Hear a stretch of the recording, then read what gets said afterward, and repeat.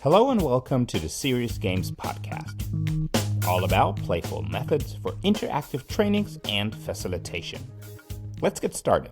And welcome back to the Serious Games Podcast. Well, today it's an interesting episode because Till and we have already recorded a session on the Moonshot game. But there are two things that happen. Number one, Till, I understand growth, which is good, lovely. Lots of things happen. New clients. There's now an accelerator program, actually a European accelerator program, I must say, supporting you. And yeah, new editions coming up. So we must talk again. And on the other hand, we really wanted to have this episode in English. So first of all, and for a second time, welcome to the podcast, Till. Thank you so much. Thank you for having me, Julian.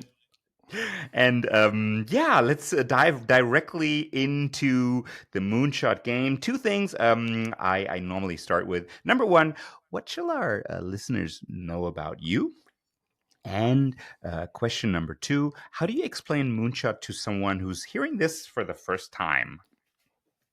Yeah, hi everyone. My name is Till. I live in North Berlin, so in Prenzlauer Berg. And I have a very big dedication for the subject of where does the new come from? So where does creativity come from? How do we build creative processes a lot better than they used to build? So how can we improve upon brainstorming sessions, which lead into a lot of post-its, but very little ideas? And personally, I play soccer, actually. Love that. I'm in a football club in Neukölln, and I love any kind of oolong tea. So I'm a huge oolong tea fan, and I've used to live in Taiwan for a time. So my love started there. I'm still a very big tea head. Wonderful. That sounds lovely. Yes, and you speak a lot of languages also. And yes, I remember how you introduced the open space guidelines at Play 14 in Berlin. Yeah, cool. So. And yeah, you were asking about Moonshot. Yes. I was wondering if we should talk about other things that your love also to music and the instruments that you play. But let's stick with Moonshot, huh? Of course, let's do that. So imagine you have an innovation lab, right? A company has an innovation lab, and they try to make a ground or have a ground where really new ideas can actually flourish. So you usually have an innovation lab somewhere, you outsource it, and sometimes it works and sometimes it doesn't work. Certainly it's quite expensive to lead this and have a lot of supposedly very creative people together. Well, Moonshot is kind of an answer to have this in a box. So if you have Moonshot in your company, it's kind of an innovation lab in a box, which helps you come up with quote unquote Moonshot ideas. So yes, Moonshot helps to do more than just improve upon like minuscule problems, and do help people come up with groundbreaking ideas. Wow. Okay. That's a lot. Well, actually, 4 words to unpack, right? Innovation lab in a box. Actually, it's 5 words. Huh? So, but Till, let's even start before that idea emerged. I mean, what is your connection to, innovation? Or you said you love to understand where good ideas come from, and how is that connected to play? I mean, have you always been a player? What's your initial play history? Yes, play history. I think so. What my relationship to play is that I think playfulness, let's use that term, helps us to look upon the world in a way that we ask the question, how can things be? So it's really a lot of curiosity which is embedded in this. It's like it helps us to not take everything too seriously. And I have always been very adamant about playing around with people, playing with ideas. I love playing chess. As I said, I play soccer, but I just like to design or like to participate in really well-designed interaction design. And play is just, at the end of the day, it's, I mean, the different definitions, but I like the one where it's about that it's a selection of meaningful choices, and up to us is how to create those environments for those meaningful choices. So I've always loved play as a facilitator of interaction and of getting people to interact with each other in a way that makes the interaction very flowy and very fluid and just like more positive overall. So that's my relationship to play. Wonderful, wonderful. And what's the initial problem that you wanted to solve with, Moonshot? I mean, what was missing in that innovation lab, metaphor? Well, we designed Moonshot as part of the University of Arts Berlin UDK project. So I was a student at the time, and we were given the task to think about was the time of Uber and like Airbnb and like all the startup culture. And so our challenge was like to come up with a playful idea to get to a playful idea which interacts with the startup culture, which startup mentality. Okay. And we were then thinking about the traditional way to come up with ideas, which was always and has been for a long time like a very design thinking based focus, right? Yes. Like for 20, 25 years, ever since IDEO started saying, hey, we built a recipe for innovation, like a 3-step or a 5-step or a 6-step plan where we talk about this, and then we talk about the consumer, and then we understand the problem, and then we ideate, and then we build prototypes. And I'm never going to claim that this is wrong. I'm just going to say that if everyone cooks by the same recipe and a lot of companies are following the same guideline, a lot of the same results come out. So there are problems with design thinking. And a lot of people aren't aware that you can only do this process if you understand the problem really well. If you don't really understand the problem, following this fixed process, it's very, very dangerous in a way, because you try to solve in the end something which has never been the real problem. So we believed we need to play space where interacting in a much more intuitive way with innovation, which is less like this recipe of like step 1, step 2, step 4, where this is possible. So we said like, we need to give people a space where quote unquote moonshot thinking, like the coming up with groundbreaking ideas which you usually don't dare even giving out in a brainstorming session of some sorts. Those ideas are important, and the fixed process, which is so rigid, although you can jump back. Sure. We think like everybody following this process doesn't help. We built like an ecosystem which engages with coming up with new ideas in an entirely new, with a non-linear way. So things can happen at the same time. We don't always ask the question, what does the user need? Because we believe that first, or I believe very strongly that first you need to believe, what do you as an employee actually care about before you think about the customer? And so Moonshot is really this anti-rigid innovation approach, which embraces the chaos of the new. So this is what I would say to begin with.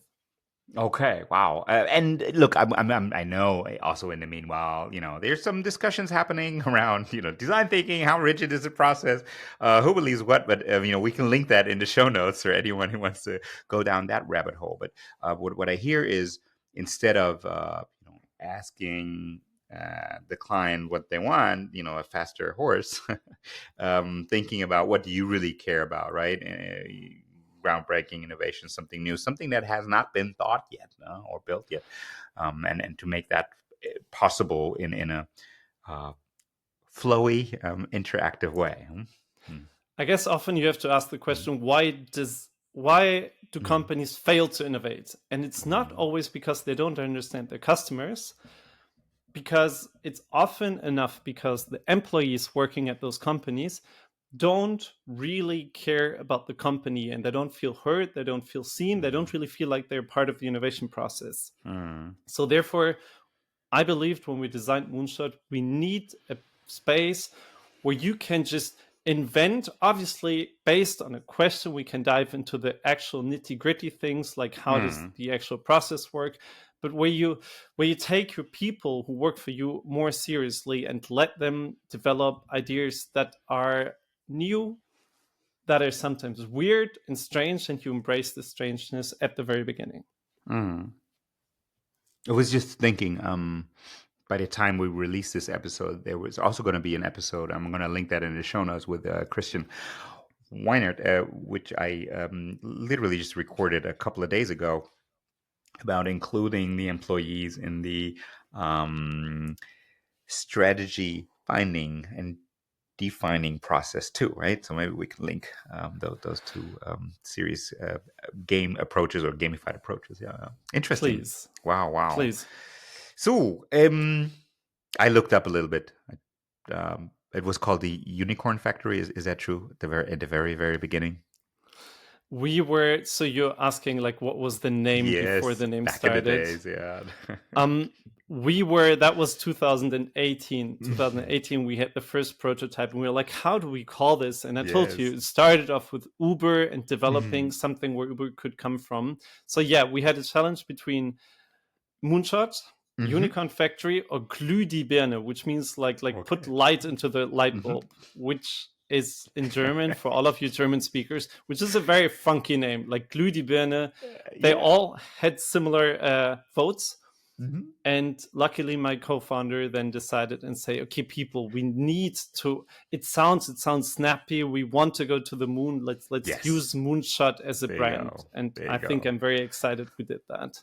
Wonderful. So, yeah, I'm gonna link also, of course, the website. Maybe I can put some pictures, right, of the box, literally. But walk us through a little bit. What do you prepare?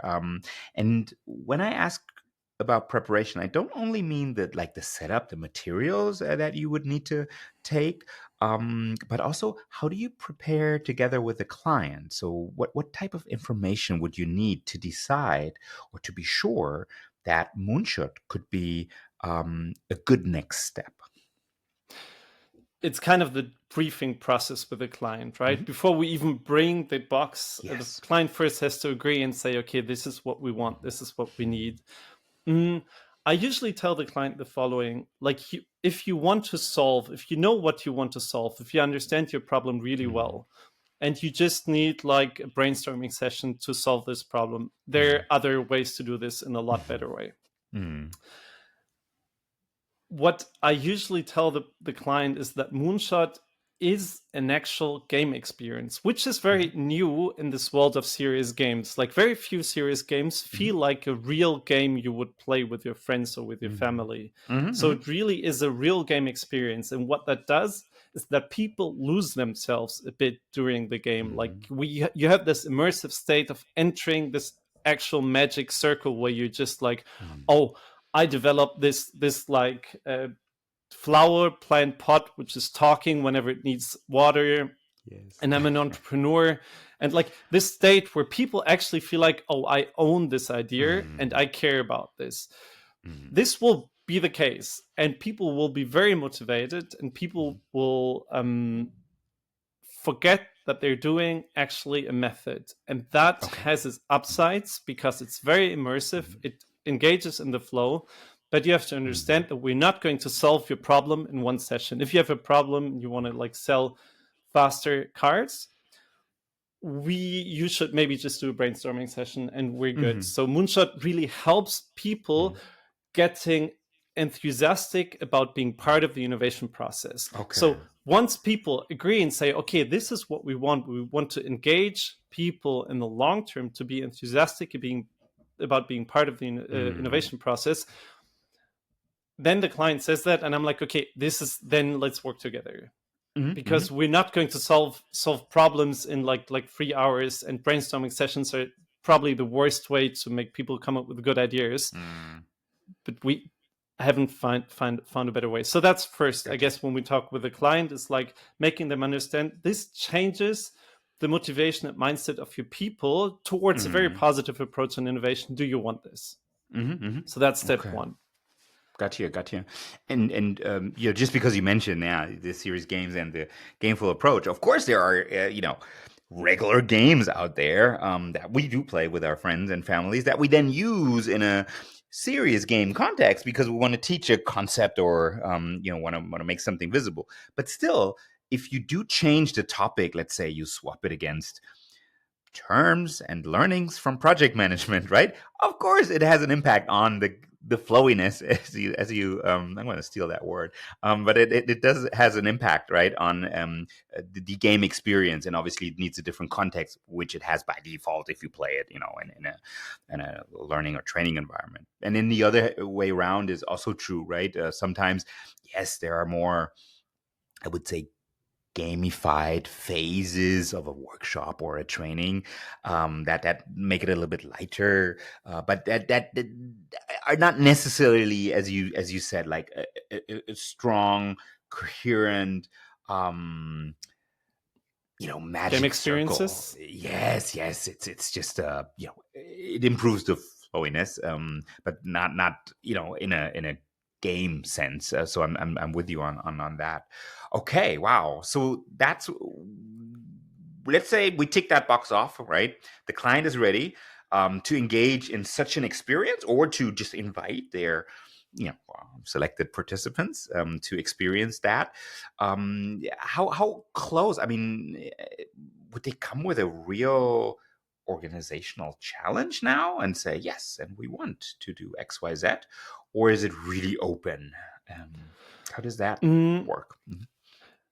as I said, if you have a real precise challenge, we Mm-hmm. can work together, but Mm-hmm. let's do different tools. Okay. Yeah. If they have a real life challenge, like something we want to sell product XYZ Mm-hmm. better, Yeah. I will use like questions from Moonshot and say we can easily do that. Like I've been doing ideation for like close to 10 years now. Mm-hmm. That is not the problem.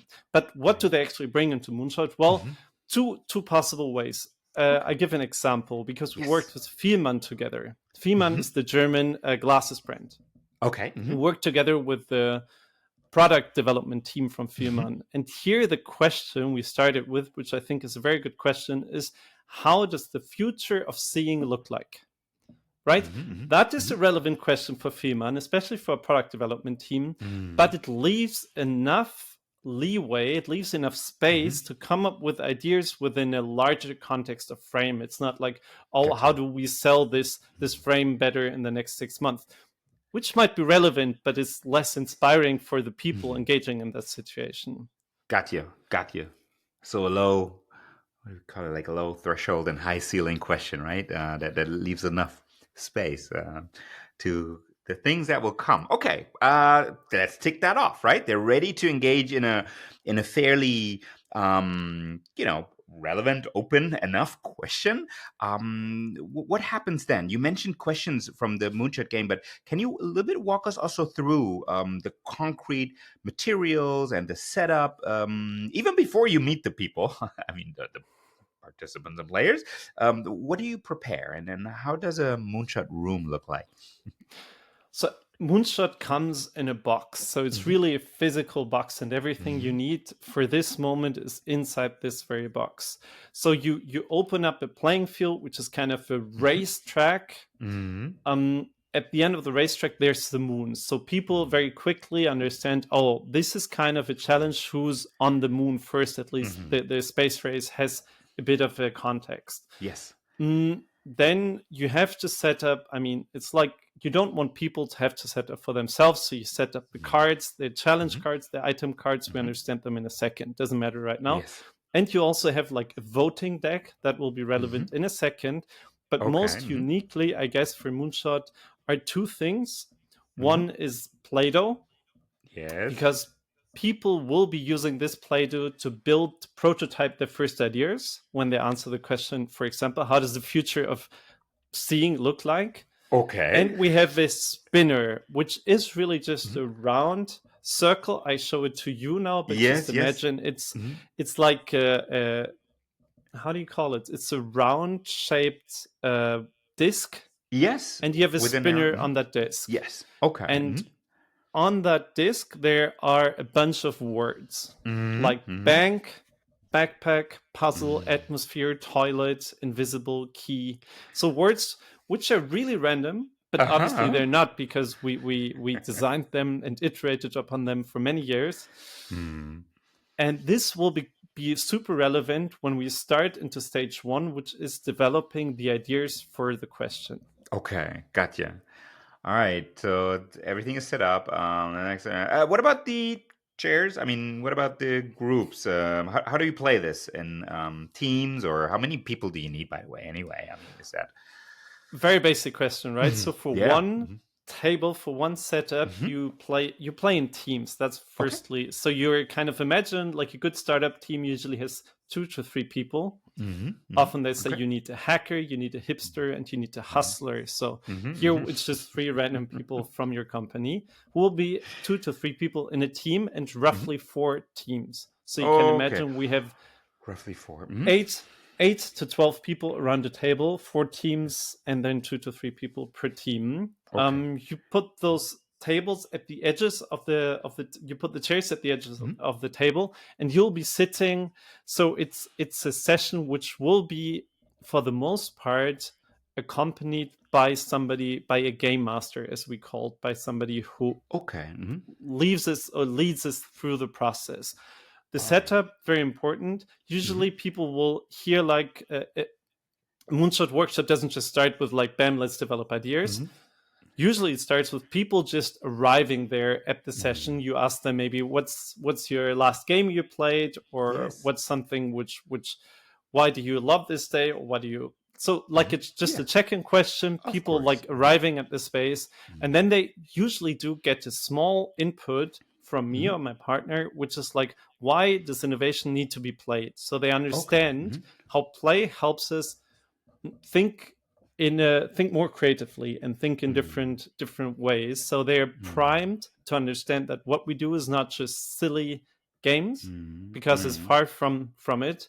So they get Yes. like an input, and then the teams will form, and we have like roughly, we have a different amount of tables depending on how many people are. So if we're 12 Okay. people, perfect, Yes. we have 3 people per team sitting around the edges of one table. Wonderful. Wonderful. And thank you for also, emphasizing on, how it starts or how participants arrive. I often add yet another step, how are we um, invited to that session, right? So what does that, is that a regular Teams invite? Or is there already, some sort of, hey, have you thought about XYZ? And as you mentioned, right, what about your last game? And then what hooks you, right? Um, But it's very important mhm, that you start so early. mhm, Often I'm mhm. not part of this process where True. basically people are invited from the team to Mhm. join the session. I'm like, okay, Yes. I'm not part of this. Mhm. Sometimes I just help the client to say, okay, how do you sell this? But they usually want to do it themselves. They either Mhm. want to not say so much, or they want to be Yes. specific. So, So but you're true. right, you can design this too. It's like, how Oh, does the absolutely. invitation into the Yes. session look like? Cool. And that depends, but then yes, we have a check-in question, which often is, what's the last game that you played, and how was that? Wonderful. Wonderful. So we're all there. They're sitting in teams. A hacker, a A hustler, hipster and a hipster. Yeah, there you go. and a hustler. And yeah, they are ready. Okay. So can you walk us through a typical moonshot like session, or those stages that you mentioned, right? What will they feel like? So there are like 3 main stages of Hmm. Moonshot, which are part of the game experience. The first one happens on Earth. The second Uh-huh. one is the race to the moon, and the third one is on the moon, where everyone is there. Well, Okay. let's roll back and think about the first one. We're all on Hmm. Earth, we're all sitting there, and we need to build our spaceships first. That's really in round Okay. one, Hmm. in phase one. And building your spaceship in Moonshot means coming up with an idea for the question at Hmm. hand. So Moonshot can only be started, and that's an important restriction to know, if every team has an idea. An idea Hmm. can be a business model, an idea, a product, a digital product. Hmm. Everything is basically possible. 2 things need to be important. Need to be the case. First of all, you must love your idea. You must like Okay. your idea. You Yes. must build your idea by yourself, and it needs to solve or answer the question which we started at the beginning of the session in one way or another. Got you. But So if this you is say, really relevant. wait a minute, if you say build it by yourself, is that every individual, or as a team already? As a team, Okay, so as a really team, think always. about, like, you're a startup founders, and you, Yeah. for the question at hand, you try to build a product an idea, a business model to solve this in one way or another. All right. Well, that could take an hour. How long do they have? How long does it take? So depending on how serious you are about the answers. Sometimes you play Moonshot, you're like, I just want people to get the vibe that innovation is less than just sticky notes. You're like, how serious will you be about the ideas? That really depends on how long stage 1 takes. The fastest you can get through this, 15 to 20 minutes. The longest you can take if you're serious, obviously forever, but I would say like 3 to 4 hours. If you really care about the ideas, go for 3 to 4 hours to find the best possible ideas in stage 1. Wonderful. Let's say it takes an hour, because an hour is like the medium time which you take to build your spaceship. Imagine a spaceship doesn't build itself. This disk comes into play. I don't know, should we do like an example how it would look like, Julian? Of course. I remember that our last conversation was very interactive. It will be. It is. So imagine we're at our case. We want to develop the future of seeing, right? Okay. Like how does the future of seeing look like? And now we have this spinner. Okay. And what we do is we have a bunch of words, so it kind of makes sense. It's like earth, earthly things, and the first one is water. So the first word I spin now is water. And now imagine you're my teammate. I will spin for you because we're not sitting next to each other. Correct. And the second word is romantic. Okay. Woo. And water and romantic.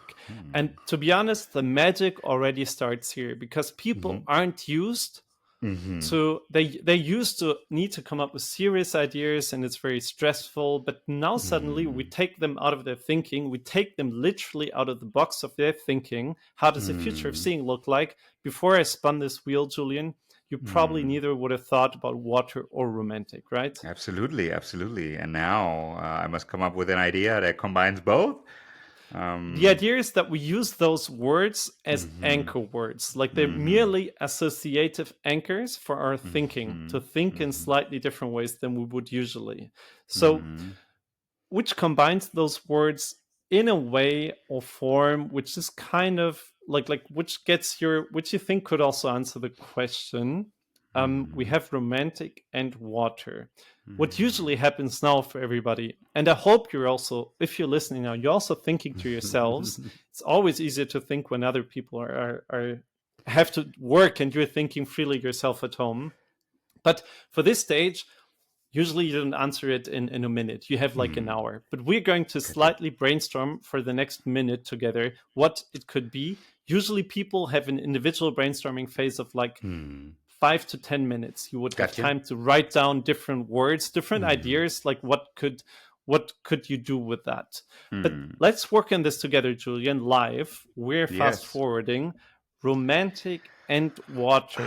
Wonderful. Well, water, initially I thought that there are these glasses, right, where they have water inside, right? Those lenses, right? So you can quickly tune into the right prescribed vision aid, right? So that's what I thought. It's a very inexpensive. Even know. So you have like two glasses, and in the middle like a bit like water, a water right? bed. And I think depending on how much water you put in there, I don't know technically how it works. Maybe I'll look it up and put it in the show notes. And then the other word, romantic, I was thinking of some sort of frame that that I can decide in the morning what color it will be, right? So maybe there's a way to say, okay, today I'm wearing, red things, and I want to have a red frame or a matching frame, and it really it's tuning the color, right? Imagine though glasses. I'm picking up your idea and sure. giving it a bit of a twist. Imagine your glasses would be like chameleon glasses, and they show your mood. Imagine they would change your color based on your mood. Wonderful. Like those, was it a foil back in the days where you had to put your thumb on, and then depending on the color, and then you could say, oh, yes, wonderful. Love it. But how cool would that be? I mean, some people don't want this, right? Because if you're angry, or if you're upset, or if you feel cheated, that will be it will show. but I think some people would want to show their vibrance and even give some Yes. some emotional visibility, basically, right? Yes. Yeah, absolutely. And so Cool. the glasses don't help just with your visibility of seeing the world, but also other people see you in a different way. How would we call those glasses, Julian? How would we call Wow. those glasses which help us? Mm. Is it like you and me vision, or um, uh, That's you and me vision, like a color. What do we have? Chameleon, shifting, mm-hmm. mood. I like the mood idea. Mm-hmm. Mood view? I like it. Mood view or view? View. View. View. Why not? I think this is the mood view But glasses. mood U is also. I like also mood U. It has a little bit more edgy. Mood view. I love it. So this process, everybody, like we took, like, what did we take? Five Yeah. 5 minutes maximum. Yeah, it's not even. What you would have is basically a lot more time to come up with like even more robust ideas. And obviously the idea even within an hour will never be robust. Anybody who ever built like an idea knows like it's a process. You need to test it, you need to talk with people. At some point you need to ask customers, obviously. But Moonshot kind of takes this part and says, we will do this, but we will not start by doing this because we want to get into a mindset where we play around with ideas, which might feel absolutely like they feel so empowering to feel afterwards. The participants often say that after stage 3, they're like, oh my God, I never thought that I could be so creative. Okay, this is what you get if you do a Moonshot session. Your people feel so empowered if they come up with an idea, and often they kind of jokingly say, oh, now I kind of want to quit and I want to register this as a trademark, right? They never really quit, Wonderful. but they get a feeling of intrapreneurship, like of intrapreneurship, however you see it, even 20 minutes into the session. I think that really is the power of stage 1 of this Earth stage where we combine different words based on a challenge.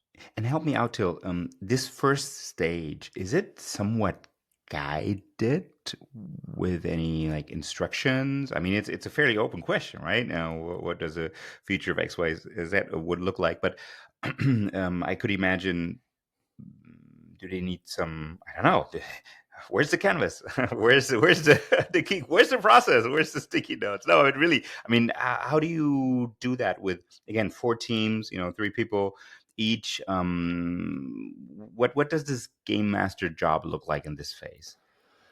The most important thing is that everybody knows how to approach the question, like in a playful, open way. How do they know this? Not by telling them, but by doing an example together. So what I usually do is I let 2 people spin at random and do one example, me being kind of on the stage. And then we do like one example together as a group. And it's amazing how many ideas. Imagine the question we just discussed. Everybody in the room, if it's 20 or 30 people or just 12, will be brainstorming different ideas based, and it will tell them you will need to come up with a name at the end, which is very unintuitive. So we do an example together, then everybody else spins and they write down their words, and then I cut it really, really slim, the different stages. So the first ideation stage is, imagine Julian and me, we're in a one team, but for the first 10 minutes, we will get sticky notes, but we will write ideas individually on that sticky notes based on those 2 words. Another team might have 2 totally different words and they're brainstorming individually first. And so they're like, we chop those stages into like individual brainstorming, discussing, showing the other person the ideas you came up with. And then at the end of the stage, we end up building the one idea we agree upon. Imagine mood view could also be like swimming glasses, which like it could be something totally different, but we agree on one idea, which we both are just like, which we feel intuitively drawn towards. We would assist and ask people sometimes during the process, like, where you at, like just listen to where they're brainstorming, how they're doing. And at the end of the process, they get Play-Doh, 2 colors, and they build, I'm not going to claim it's a prototype, but they build a representation of their idea. And that is the end of stage 1, where they built an idea out of 2 random words. They do that individually and then together, and end up building a representation out of Play-Doh. Wonderful, wonderful. And that representation then goes onto that board, right? Walk us through stage 2, the race. So the end of stage 1 and is kind of that so you're sitting around the table, everybody having had, like every team having had 2 different words. I give you an example how a different set of words could look like. It could be like alarm clock and bomb, right? Wow, and you already have intuitive ideas how alarm clock and bomb could be combined. And so the words are very inspiring in a ways that they lead your thinking in ways your thinking wouldn't be led otherwise. So they have different words. Each team has 2 different words and came up with an idea. Well, now the bridge phase is that each team has a 1-minute pitch to tell the others which idea did they come up with. Okay, gotcha. So there's pitching. Imagine we have like this race of rockets before you need to know how each rocket looks like. You see it through the Play-Doh figure, but you also understand it while they pitch, and every team gets a huge round of applause, obviously. That's the end of stage 1, and that's the start of stage 2, where after each round of applause, each pitch, you will put the idea onto the playing field, and that's the starting. That's the start of the game, or start of the more even gameful phase 2. Gotcha. And how does that work? Because you also mentioned, there's a set of challenge cards and item cards, and then there's a voting deck. How does that all play out in that second phase, in that race phase? Yes, before the race phase starts, we have character cards, which we developed in the last iteration of Moonshot. And I think that's important to know, because during this game phase, you can have like an external facilitator who's doing this, who's taking care that people give each other feedback and are like there will be motivation and everything. So one person will do that. But we have developed so that there are more tables who don't all need a facilitator. We ended up developing like cards, which, I mean, they look like this. You have like a ludic kitten, and we have like different characters which people get. So they're responsible for only one singular task throughout the game, like giving big rounds of applause for people who fail, or who to fail miserably. They also deserve a big round of applause, or just have great success in their challenges. Okay, so the core game master tasks are then distributed to the 3 players, or even to the table. So it could be to the table. Okay, yes. Okay, got you. If you don't have somebody who's there all the time, like a game master, basically. Got you. So you have like this. So each person has like a job, like getting feedback from others, or being like the motivational monkey a table needs. Cool. Good. But then you ask the right questions. What happens now? Like, first of all, people need to understand, and for everybody building games or ever using games, the first thing after like you develop ideas like we did, the first thing people always need to know is what is the goal of the game. If you miss by leading that and you start telling them about cards, you miss the context players and people need to understand why they should care about those cards. What is the goal of the game is like a core information you always have to lead with. The goal of Moonshot is to land on the moon, which is stage 5 before the others do. So it's a race. So people understand, we need to get up the ladder. We need to be closer to the moon before others are. And then I will just ask the question, well, how do we go up the ladder? Well, by solving challenge cards. And this is where we get into the nitty gritty things. And I will just ask a team. I will not explain what challenge cards are, but I would just tell them, hey, why don't you just draw a card from the challenge card deck and read it to everybody? Yes. And this is what happens now. Like a person, and this is what happens now. Yes. So you're going to read one? I'll read one, yes. There you go. Okay. Giant on a rampage. Stomp, stomp. A huge giant appears. He's furious. Where are the innovations for him and his kind? In a fit of rage, he wants to smash you and everything around you.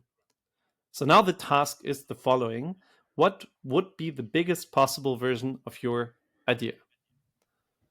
So what would be the biggest possible version of your idea? So the one team which draws the challenge now has to live, and that is very interesting because it will be kind of improvised, have to come up as a team, and they have time. They have a very limited time, 60 seconds for this. Oh, so wow. now live, yeah, that's not a lot of time.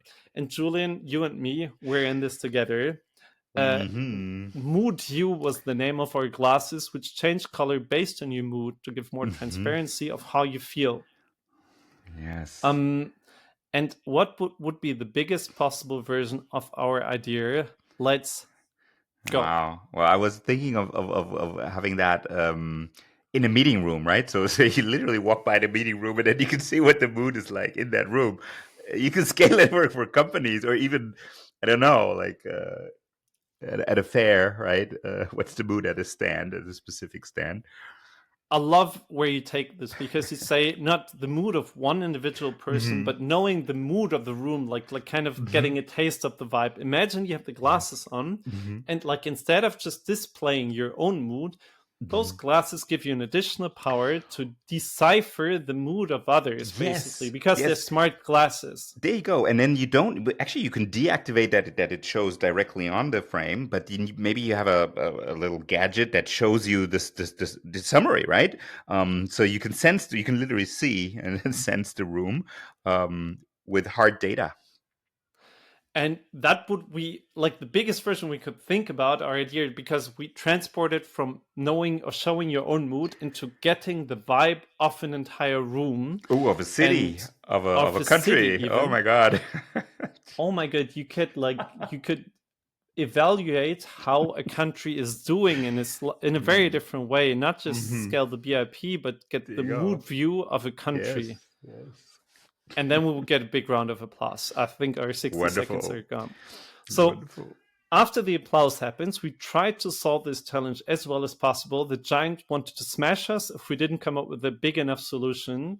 And all the other teams now have the task to vote on how creative, how like correct, like how directed, how much we answered the question, and how well we performed as a team. So you have three criteria here within which we base our judgment on the ideas. It's like creativity, originality.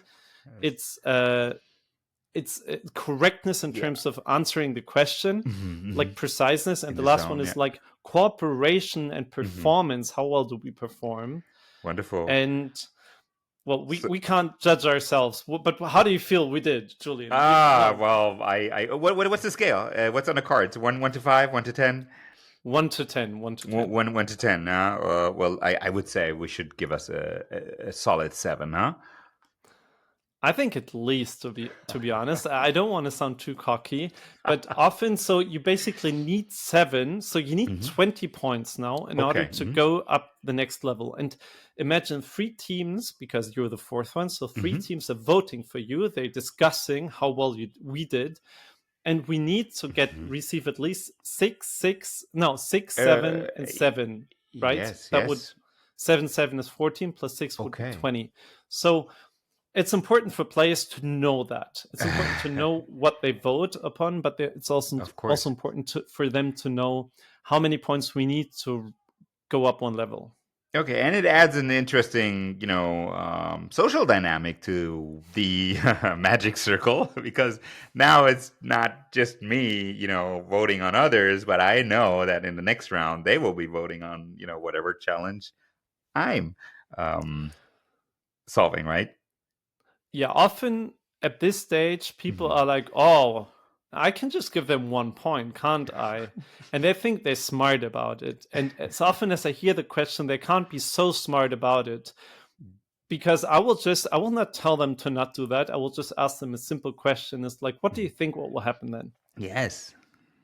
And they realize very quickly that not only is this not really within the rules, because the rules is like you have to vote based upon how creative it was. Like obviously you have a reference point, and the other one is they quickly realize, well, everybody else will vote on us. And if you're kind of the mole, or if you kind of unfair playing, it Mm. shows really a lot more your character than the performance of others. And people quickly realized that then. So I think ours was quite worthy of like at least 7 points, maybe even 8.7 would be just good enough to go up a level. Good enough. Okay, got you. Okay, so lots of, I guess in every round, a challenge card, in every round, a couple of seconds, minutes to address that, and then to pitch it or to present it back so that it can then be voted on. You mentioned there are five fields, right? On that. Okay, so we do this at least 5 times, right? But might have to do it 6 or 7 times because not everyone will reach the next stage. Yes.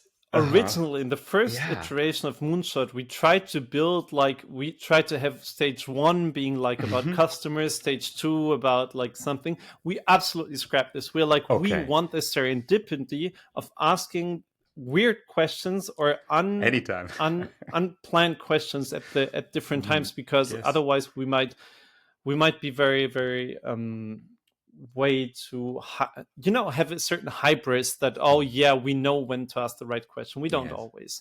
But you're right. Sometimes we need to play like 5 rounds, but if we overperform, if we get like 25 plus points, we even go up 2 stages, 2 levels. So gotcha. There's like an overshot, and there are other ways to gain levels. So every round we're being asked, and each other team is being asked a question to further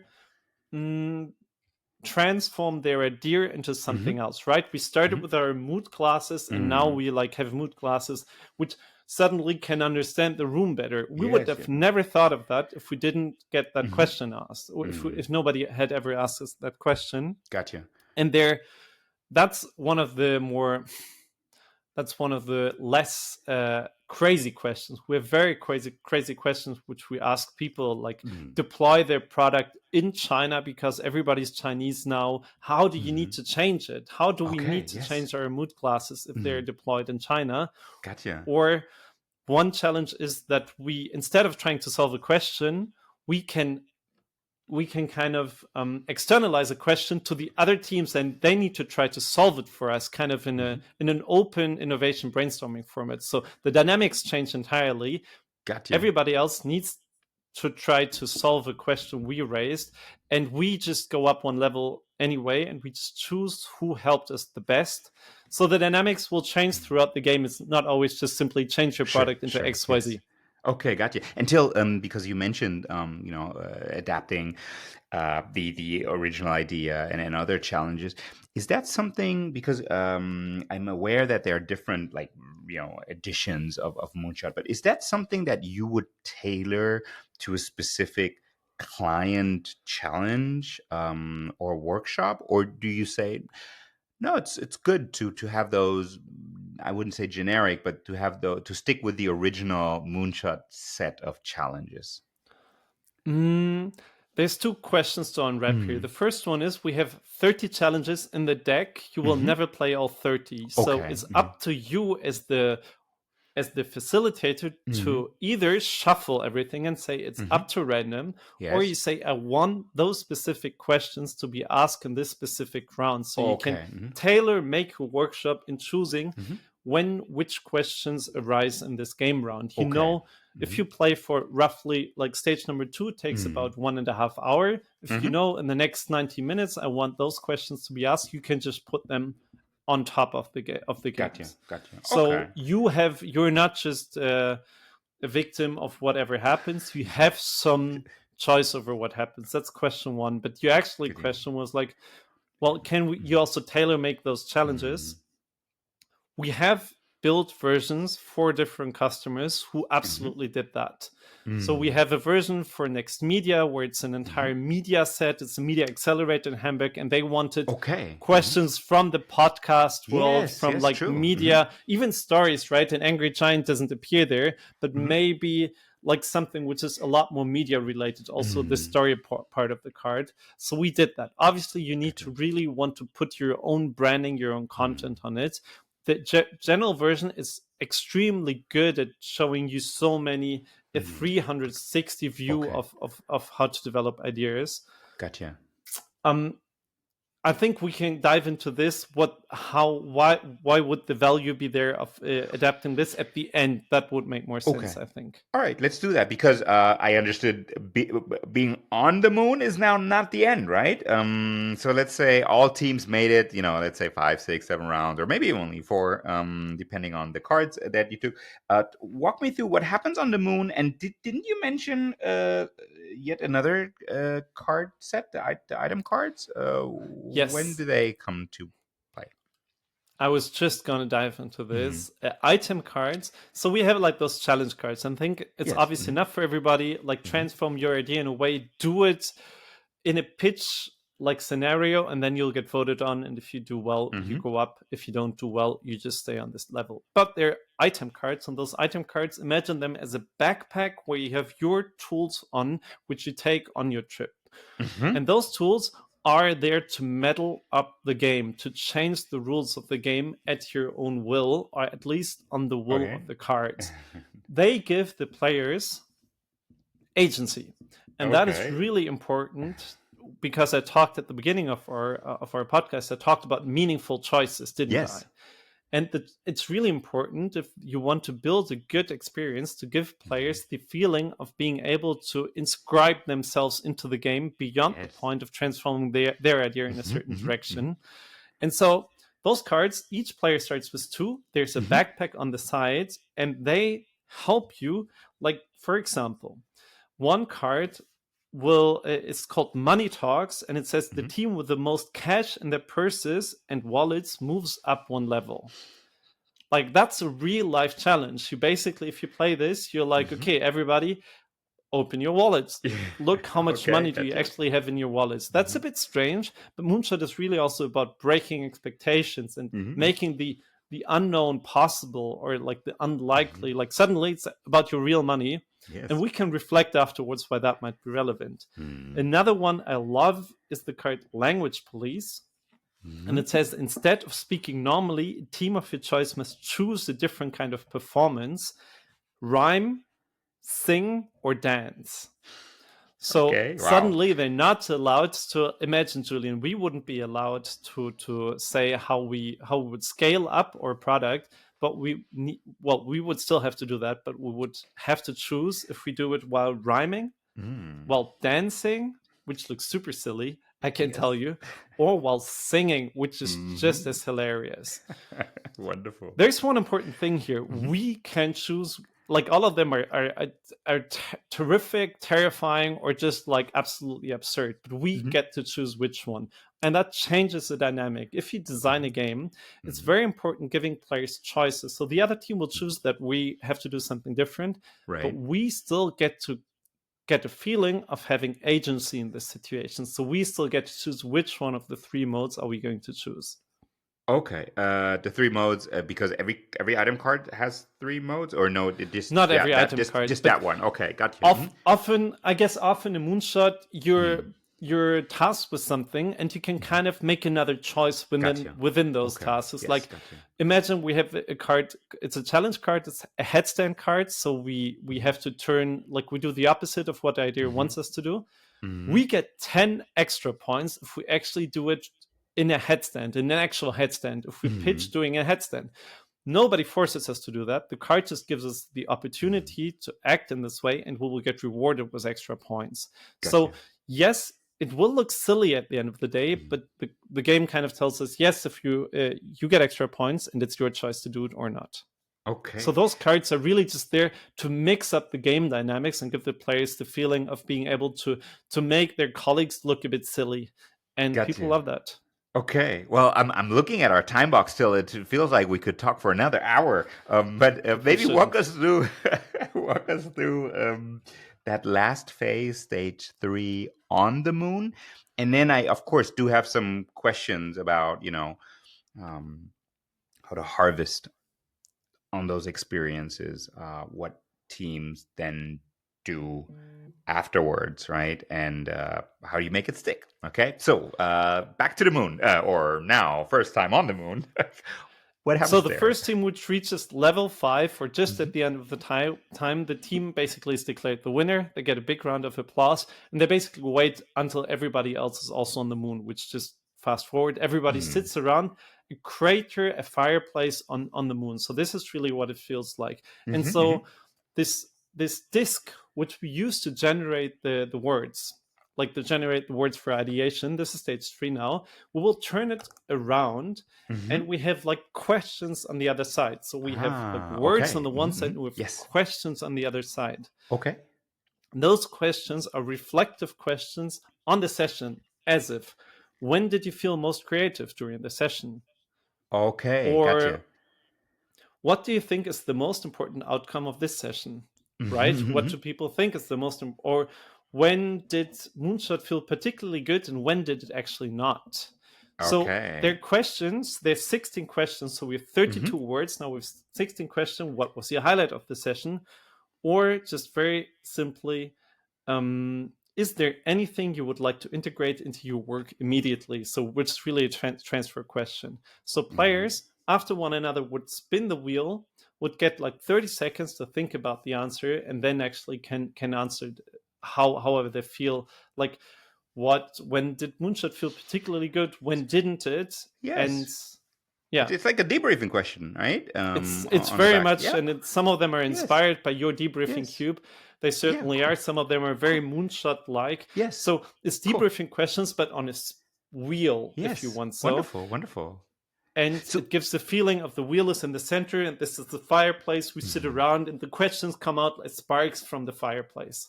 Gotcha. So there's like a meaningful conversation, not only about the idea, but then like on a meta level of that magic circle that experiences those teams and individuals went through. Is that then the end? Okay, probably a round of applause, but what is the end? When does it end? This could be really the end of the experience. So we started off, this is like a 4-hour experience from the check-in in the beginning to the idea generation. Well, that really depends how serious you want to be about the ideas, which can range from 20 minutes to like 3 hours. If you really say, we want to have this as a starting point for our innovation practice. Up until the main game experience, up until the debriefing, 4 hours to, I'm going to claim like 4 to 8 hours, depending how serious you were about ideation and how much you care about the debriefing session, which I think should be at least like 15 to 20 minutes, but which can also be like 60 minutes.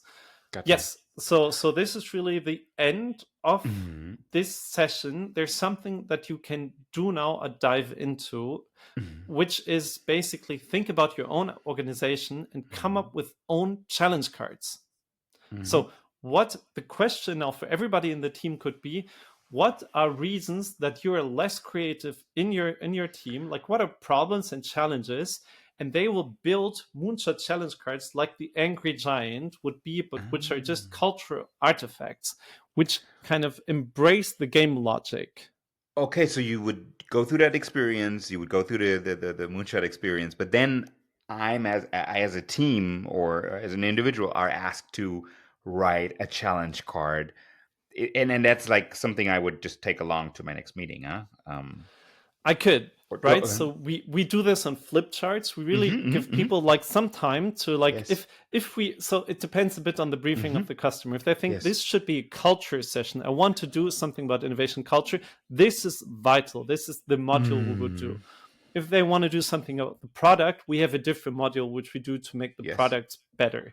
So if it's about so it kind of it's tailorable, which is good, but also not, because it's yes, a lot of options have less clarity. But here, I really love that people come up with their own challenge cards, because it takes them into the dynamic of the game. Like, oh, we know those challenge cards, but what would be a challenge card for more organization? And people are very willing to be more honest about what is not great for the company. Like, I did it recently with a client, and they're like, they built the challenge card, the Bermuda Triangle of like information, and they talked about how information is always lost and onboarding is awful, and you suddenly understand onboarding is awful, and they would probably never be willing to talk about this. But because they just are supposed to do like in a playful way, everybody's very accepting and receiving of this silly challenge card, which is actually just a cultural artifact of how wissensmanagement, like knowledge management, is being done at this company. Oh, so that challenge card could become the next starting point for the next round of Moonshot, huh? And this is what I wanted to come back to. Like those challenge cards could be the beginning of an individual version of your own deck, right? Gotcha. So not only could you have a design where your branding is there, but you also could have at the end, if you take maybe another like half day with your team, you build challenge cards which are relevant for your team. You suddenly have an individual version of Moonshot, which we just need to make it more clear and make it that it works within the scale of the game. And then you get like 10 versions of Moonshot for your team, which are done by your team, which obviously also makes it much more likely that teams are going to use it in their ideation processes and the idea testing process. Wow. I mean, okay, I understand. And you explain how the flow works, the flowiness of Moonshot, how it creates that space, that safe space for teams, individuals to address the things that they want to address. So a very versatile, open tool that flows. I understood. Look, there's different ways that is it recommended or that you use or your clients use Moonshot, like all the way from educational editions to onboarding or even assessment centers, all the way from, as you said, solving real organizational challenges, product challenges, again with that low threshold, high ceiling question. So not diving into a specific maybe feature, but then on a broader scale, teaching that meta competence of innovation. What is a very memorable, and I know, look, our time is running out, but what is it like?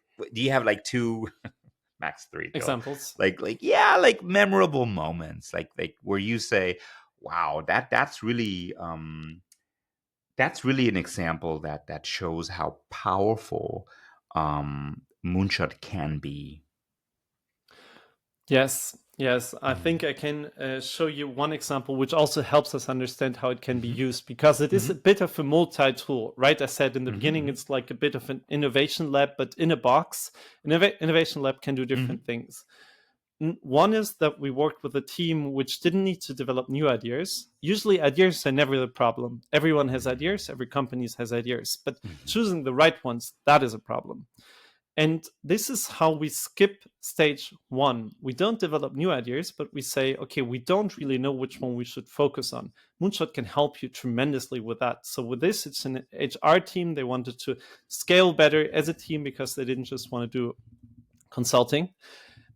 Small startup, and they had like 3 different ideas how to do this. And we skipped stage 1 and we said we throw all those 3 ideas into Moonshot. Yes. 2 of you each will be responsible, like a jockey. Your horse is like your idea, and you're the jockey sitting on this idea, in order to pressure test which idea we should focus on and understand it, expand upon them, and give more context on them. And that was a really, really cool session where it's not about coming up with future ideas of a company, but with pressure test current ideas and understand which ones should we actually spend our time and money on. Very, very good application of Moonshot, of not building new ideas, but testing ideas which have been floating around. Yes. There are always ideas floating around in a company. And we're like, but which one do we know which is good? And then we talk about them, and talking about them destroys them. So play with them, throw them into Moonshot, and you have a better idea how to use them. That's one example, which I guess sheds a totally new light on how to use Moonshot. Yes, absolutely. And that's like really in that in-game or workshop moment. Do you have any observations of clients, teams that have used Moonshot, like for the midterm or long term, I mean, impact that session and gameplay had? So this is now the example I told you about is really a product testing example. It's less a culture example. So that one worked really well. They threw out 2 of their ideas. They say, "Oh, we can't really find a way to make them scale, but we definitely know now that we want to test this one," which helps you getting strategic clarity in which one to test and getting like expanding upon one idea. Another one is really the cultural approach. Imagine you doing a moonshot session, which is a very open-ended question, like how should the future for our company look like? Develop ideas for that, right? Yes. Yeah. Like any company can ask that question.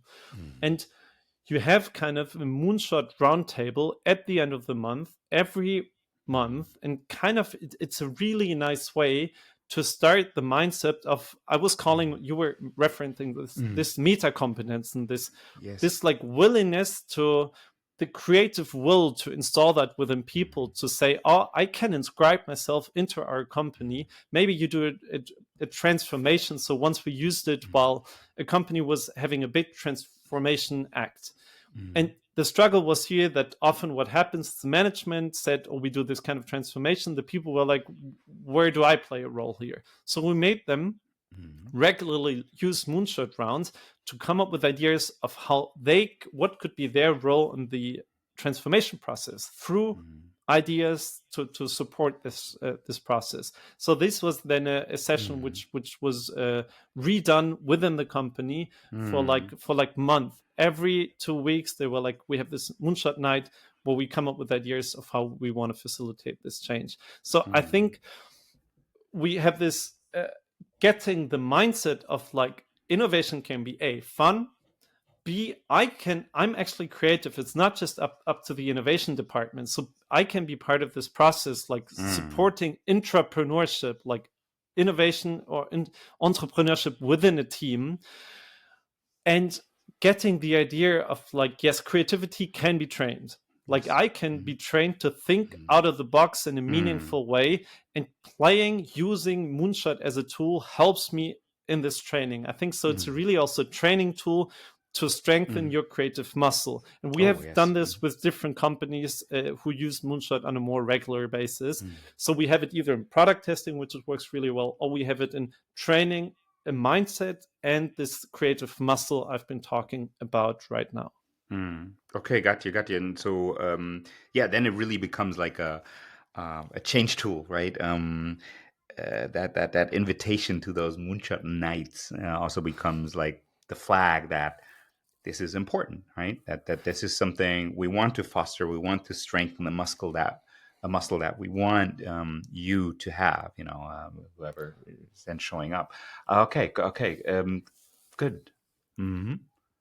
Wow, Till, a lot of questions in my head. I'm trying to find one or two to wrap close. it up. Yes, to wrap it up. I mean, it's hard. Maybe one that I always love to ask is, in that structured gameplay, right? Okay, with the board, with the cards, with the teams, and you also mentioned that you might not be at the table at all times, and you distribute roles, etc.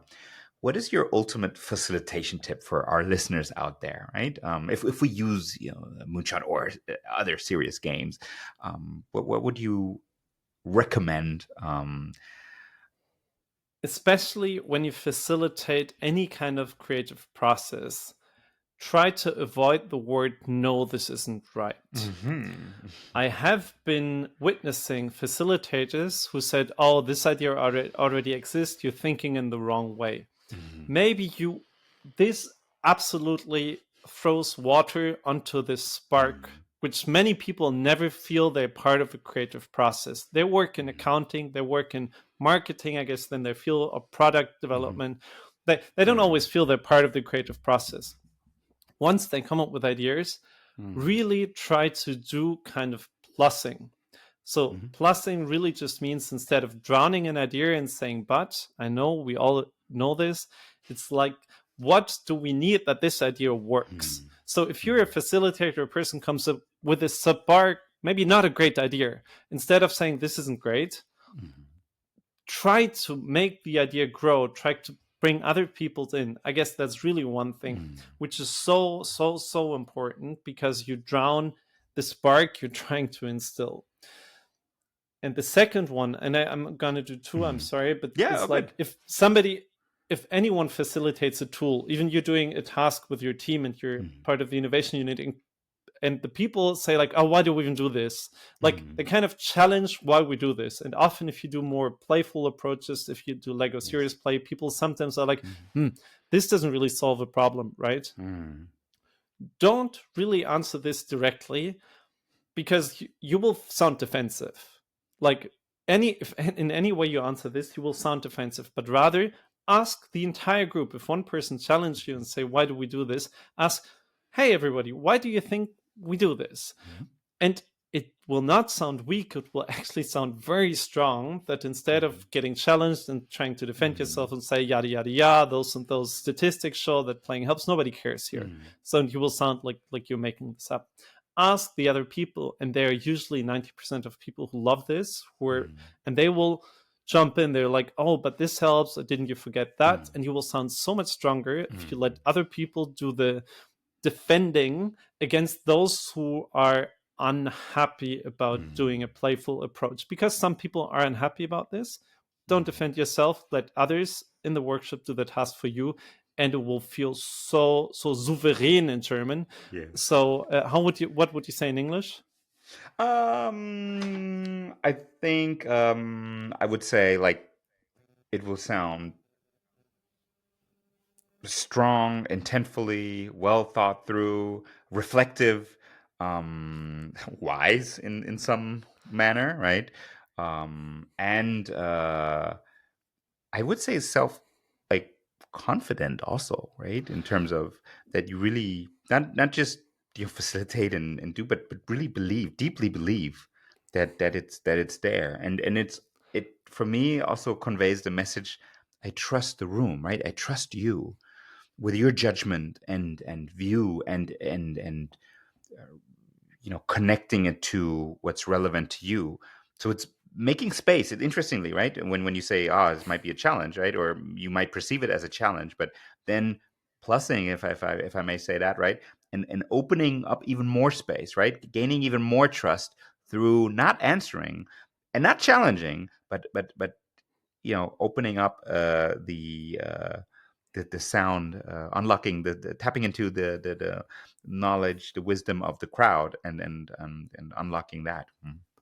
People love this, and you will be perceived as so much wiser and more humble, and just, oh, he knows the shit, he believes in the room. And everybody will, the person who's like questioning you will be very easily calmed down. The other people will feel they're being heard. So I think that's an ultimate tip, because sometimes you will get challenged, and the first initial reaction people will have, and I had that, is like, try to diffuse the question, but you don't diffuse it while arguing yourself. Absolutely. Wow, Till, thank you so much for once again, coming on the podcast, sharing all your wisdom, and of course the new developments with the Moonshot game. I know we only mentioned a few things, but didn't really have the time to deep dive. I will link everything, right? From Till's contact details to the game's website. And then I might look up those glasses, right? All the way to, anything, Till, that you want us to know. I know there's some, demo cards on the website. I'll share that. I'll even add some pictures if your podcast player, supports that feature. You can see those, and with that, Till, I'm looking forward to continuing our conversation at one of those tea moments or conferences out there. And is there anything else that you want to say at this point? I think important to know is like, you for 1 year now, you can actually buy Moonshot in the shop. So we have a lot of materials for facilitators. Wonderful. So that you can actually get this yourself if you think this is something I would want to use in my workshops. It is not very cheap. I'm claiming it's also not very expensive. It's around 499 euros. Sometimes it's cheaper, but you get all the videos and all materials to use it actually yourself. And next year, we will start again doing like facilitation training, which we stopped for this year for product development reason. So if you feel like you want to be part of one of those, that's possible. That's everything. sorry, you were. But about again, to say but something. thank you for mentioning that, because that was new to the first time that we had this interview in German, right? It was like facilitator or Moonshot facilitator only, right? Training. But now literally anyone can add that tool once they listen to this podcast, but also met you, or even a gameplay session with that tool. So now anyone can add it. Yeah, that's new. True. It's new. It's there in German and English, and we really built like an academy behind it that you can access all the materials, all the workshop materials you would need to implement this well. You get like videos where you probably see me again. So we wanted to make it possible that you don't need to necessarily have a facilitator training. Yes, it will still be possible, and you don't just need to buy a workshop if you want to do it yourself. Yes. Everything is now possible, and that's just a way to open up Moonshot to the world. We say in German, die Welt ist nicht genug. So it's not just the world is not enough. You can be part of the moon. You can get your share.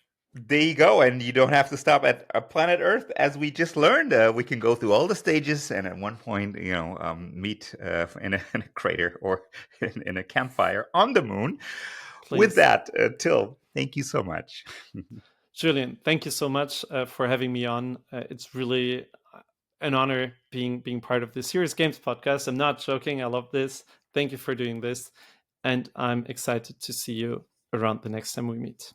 Absolutely, for a coffee or a tea to discuss lots of things in the Serious Game community. And to all our listeners, I'll again have a very long show note list. I will also link the German interview, so if you do speak or can understand German, also worth while listening in. And until then, I wish you a lot of fun with all those serious games out there.